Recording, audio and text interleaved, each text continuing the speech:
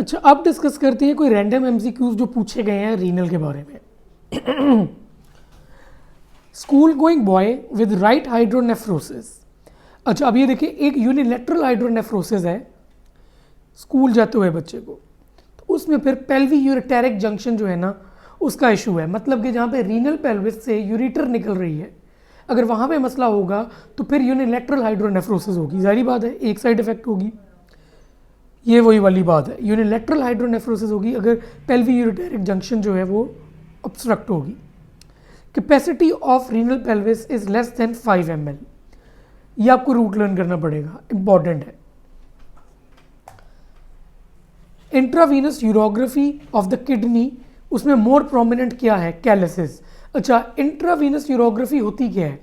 इसमें आप basically ivy एक डाई इंजेक्ट करते हो और वो डाई फिर रीनली एक्सक्रीट होती है। मतलब कि उसने पहले आना है आपके नेफ्रॉन्स में, फिर वो आएगी रीनल पेल्विस में, फिर वो आएगी यूरिटर में, फिर ब्लैडर में, यूरेथ्रा में, और फिर बाहर।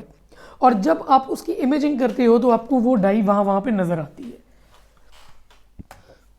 अब इसमें उसने पूछा है कि आईवी यूरोग्राफी में किडनी अबव ब्लैडर है, मतलब कि जो डाई है उसमें जो आपको किडनी नज़र मतलब कि जो उसकी कॉन्सेंट्रेशन है डाई की, वो आपको पेल्विस में नज़र आ रही है, तो उसको क्या कहेंगे हम? पेल्विक किडनी होगा। वो किडनी पेल्विस में ही रह गया। डाई इंजेक्ट की to visualise urinary system.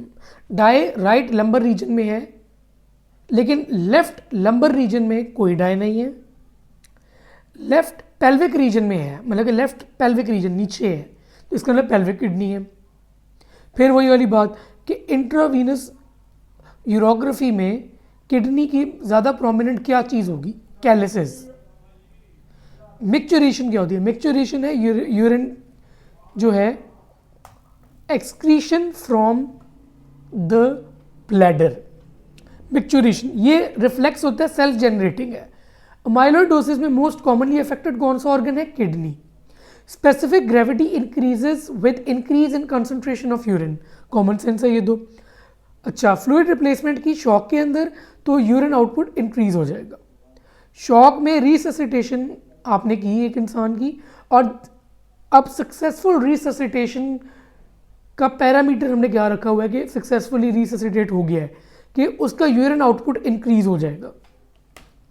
Patient comes in shock, first sign after resuscitation is increased in urine output.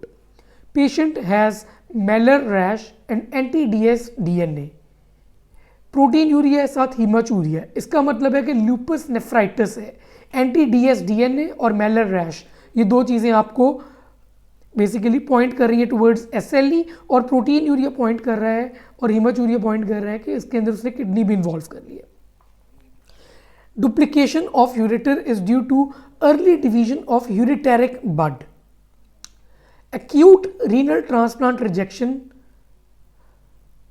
उसमें क्या होता है जब रीनल ट्रांसप्लांट रिजेक्शन होती है तो शुरू में पहले वेस्कुलाइटिस और थ्रोम्बोसिस हो जाती है उस एरिया की, और ब्लड फ्लो कट ऑफ हो जाती है।